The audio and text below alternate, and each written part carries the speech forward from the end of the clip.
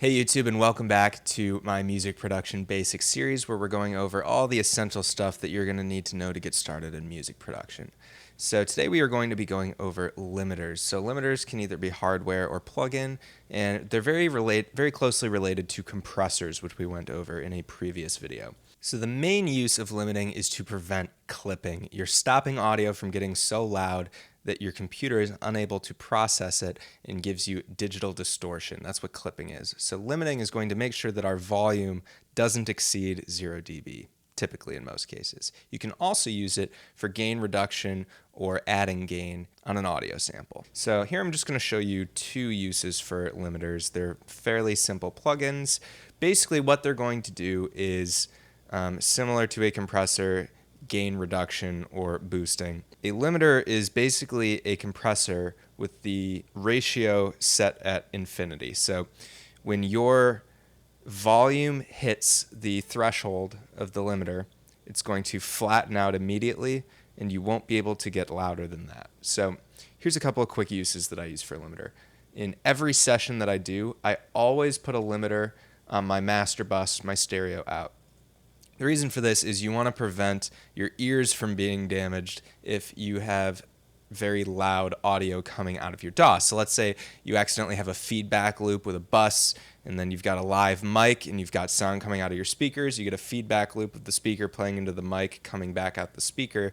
You can get to ear damaging volumes very quickly, and it's very dangerous. So I like to always put a brick wall limiter onto my stereo out. So what I've got here is output level can never exceed -1 decibels. So we can set that at 0 using option click. You can even go a little bit higher and allow up to +1 dB, which would be clipping, so we don't like that. I like to keep mine at -1. For any sort of mix down, I'm not really exceeding that anyway. If I'm mastering a song and I want to get to 0 dB, then I will have 0.0, sometimes even 0.5, depending on kind of the loudness we're going for. But for general kind of sound design production or mixing, I like to stick it around -1 dB as our loudest threshold that we're going to allow. Now, limiters also allow you to apply gain reduction or add gain.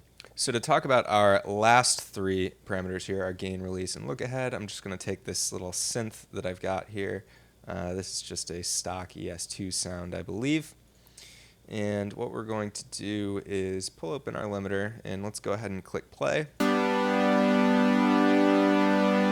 Just a standard kind of pad. You can see this is a steady chord, so it's sticking around -14 dB.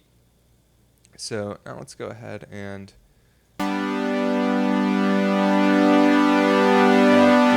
so you can see now we're going up to around 5.6 decibels. So we've increased the volume using our gain. We can also reduce volume.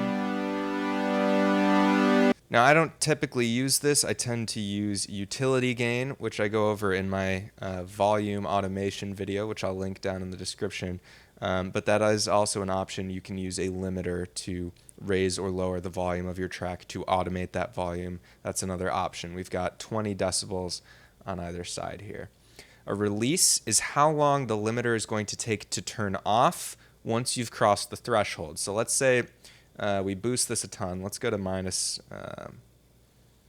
go down to -5.6 or so. So we've boosted this a ton. So this is going to go normally way past 0 dB and it would start clipping. But because we've got our limiter set to -5.6, it won't exceed the volume that it was just playing at.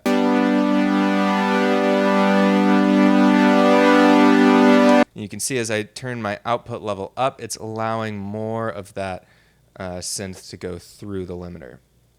The release is how long it's going to take for the brick wall, for the gain reduction to go away after we increase the volume. So the default on this particular limiter is 1/4 of a second, 250 milliseconds. Again, I also usually just keep that at the default because I'm really mostly using limiting to prevent clipping. So our final parameter here, look ahead, is how much time the plugin is looking ahead in your audio. So as your DAW, or Logic in my case, is analyzing the audio for playback, this plugin is going to look ahead 5 milliseconds. Now we need to be careful with this because this is actually going to add a little bit of latency to our playback. So if you're recording, you might want to turn on a low latency mode, something like that. Those will often those have the potential to turn off your limiter. Let's see if it does. Yeah, so that's going to turn off the limiter on my track. Notice it leaves the limiter on my master out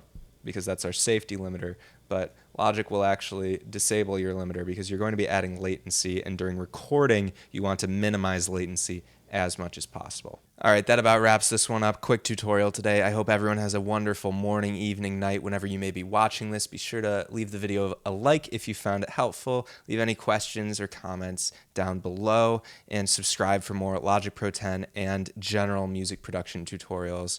I'm Mike, and I'll see you next time. Bye-bye.